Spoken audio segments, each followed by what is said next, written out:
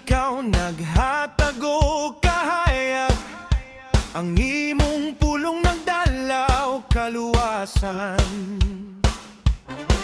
Sa tanang panahon, ikaw ang akong kusog, nagabubo kalipay nga walay katapusan. Jesus, ikaw ang hari sa tanang kinabuhi. Nagahari, nagmadaugon, hangtod sa walay katapusan.